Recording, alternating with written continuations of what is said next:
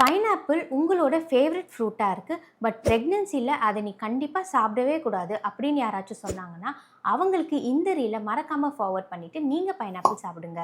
எப்படி சாப்பிடணுன்றது தெரிஞ்சுக்க இந்த ரீலை ஃபுல்லாக பாருங்கள். போர்ஷன் கண்ட்ரோல் பைனாப்பிள் பொறுத்த வரைக்கும் ரொம்பவே இம்பார்ட்டன்ட். பைனாப்பிளோட ஃப்ளஷ் 100 கிராமுக்கு உள்ளே இருக்கிற மாதிரி வீக்லி ஒன்ஸ் நீங்கள் சாப்பிட்டுக்கலாம். பைனாப்பிளில் வைட்டமின் சி நிறைய இருக்குது. அது உங்கள் அயன் அப்சார்ப்ஷனுக்கும் இம்யூனிட்டிக்கும் ரொம்பவே நல்லது.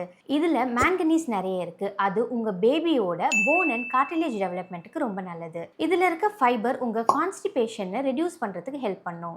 நீங்கள் ஃப்ரெஷ்ஷாக நல்லா பழுத்த பைனாப்பிளாக சூஸ் பண்ணணும். காய்வாட்டமாக இருக்கிற பைனாப்பிள் உங்களோட டைஜஷனை அஃபெக்ட் பண்ணுறதுக்கான சான்சஸ் இருக்குது. பைனாப்பிளில் நீங்கள் ஃப்ளெஷ்ஷை மட்டும்தான் சாப்பிடணும்.